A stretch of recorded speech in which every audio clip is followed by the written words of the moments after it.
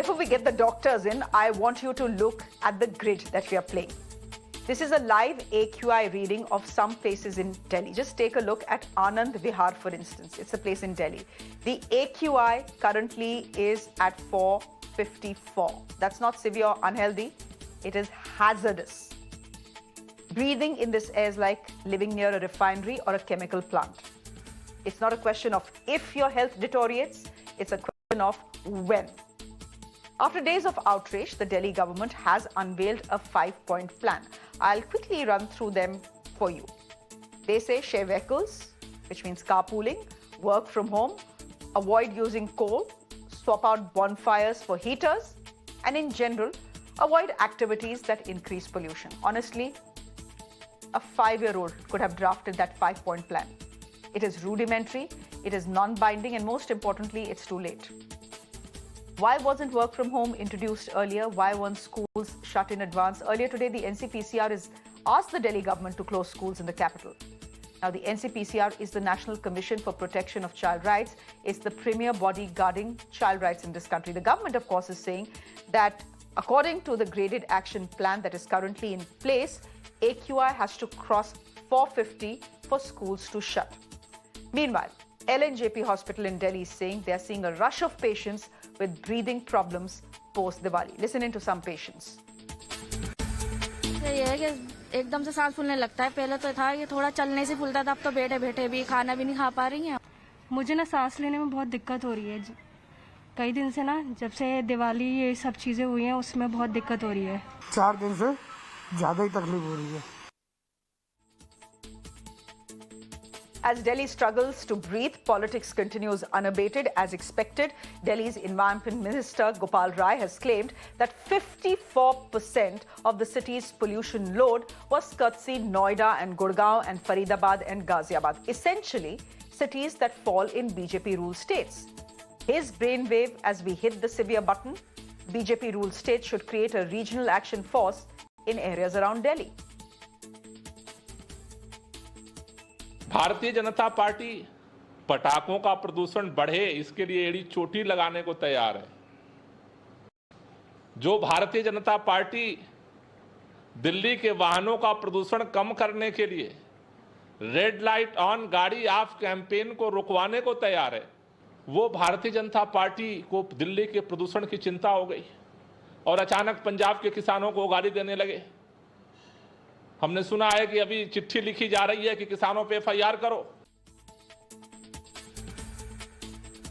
We will get to the politics in just a bit, because politics is not what is dominating our discussion today. What is dominating the discussion today is what doctors are saying about the pollution levels we are seeing in the National Capital Region and whether there is any way for us to protect ourselves. Dr. Naresh Trehan is chairperson and MD of Medanta Hospital.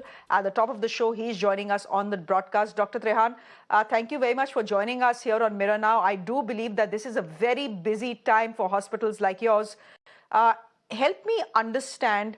I remember in 2015, you had tried to tell all of us just how bad the pollution in the city was and just what it was doing to all of us. You had shown us the lung of a person from Himachal, if I'm not mistaken, and one from Delhi, and you had shown us why we need to act, and we need to act fast.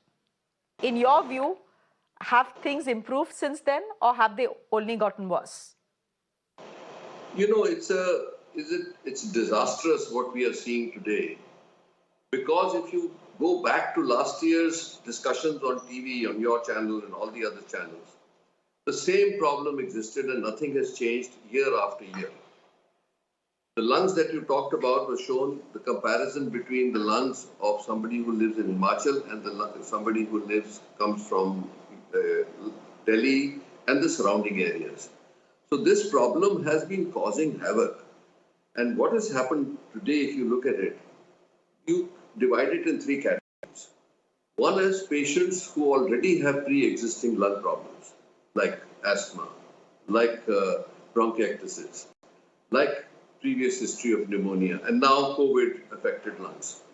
They are having the worst time. These people are coming in large numbers, actually in bronchospasm, requiring all sorts of medicines and oxygen to actually break the spasm. So that's one category. The other is people who are healthy otherwise, have no history of lung disease. But this pollution, which has three components in it. One is the particulate matter, which has gone up exponentially in the air today. So these particulate matters, basically carbon particles, they go into the lung and irritate the lung. So people who are even normal will feel the bronchospasm and cough, tearing eyes, even headaches. Then you have the noxious gases. And the most critical of them are sulfur, oxides of sulfur, carbon, and nitrous. So all these things put together, they not only go into the lungs to irritate the lungs, but they also get absorbed into the bloodstream. And you see that this bloodstream will create inflammation all over the body. So people are getting pancreatitis even.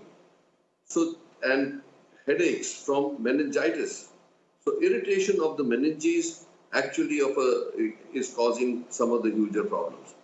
Now you look at the children. The children are the most vulnerable because we have seen 3 times rise in children's coming to hospital who with bronchospasm, requiring nebulization, requiring oxygen to break this spasm. And these are kids who have no previous history of any lung disease. Also, there are many studies published how on the long-term effects of this pollution, all the noxious gases that we talked about will cause the cognition power of children to go down. This has been well documented around the world. These are published articles. So it's not that it's affecting one group or the other, it's affecting the entire population in one way or the other. So it is an unmitigated disaster that we are talking about it again with no change. We can go, we have moonshots, but we can't change the environment or enforce laws in a way or provide equipment which will actually stop the stubble burning. So I think that we need to really assess ourselves because this is a tragedy which is on the population of this area, which is really not fair to anybody. This is a tragedy that is playing out. You're absolutely correct there. Dr. Trehan, help me understand this. I was reading somewhere that the number of cardiac problems and the number of strokes have risen because of spiking pollution levels in the NCR as well. Is that what your experience is telling you as well? Absolutely correct. So as I told you, the mechanism is that these oxides get absorbed in the bloodstream. It goes and irritates the internal lining of all the arteries. So if, God forbid, if you have pre-existing heart disease, it can precipitate heart attacks.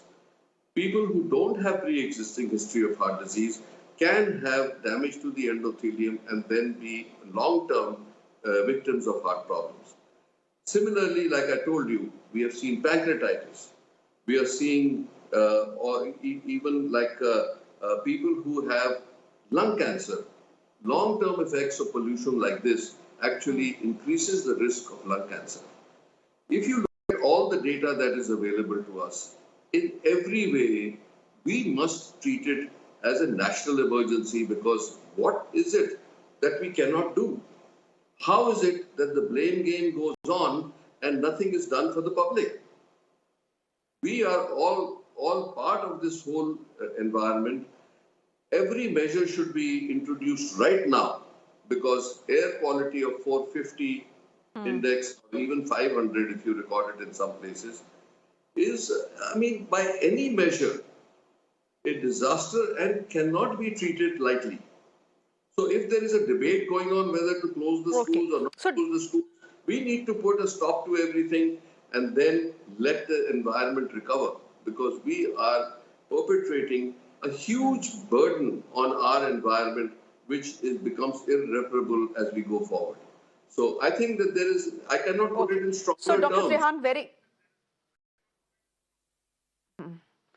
very quickly then before I let you go, right now there is very little a citizen can do except keep himself or herself safe from pollution.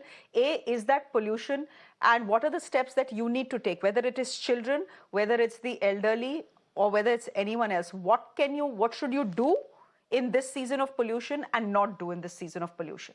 Okay. So there are two things. One is what you can do in your environment itself.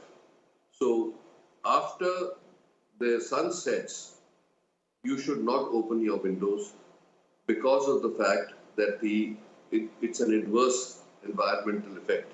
So when the sun rises, the hot gases also rise and pollution becomes a little less. And that's the safest period, relatively safest period to be functioning.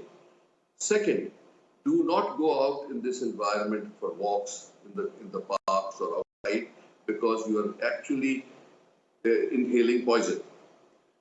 Third, if you can get your hands on air purifiers and internally use them, and especially protect the people who are elderly, who have already history of heart or lung disease, and also children, because children are even more vulnerable.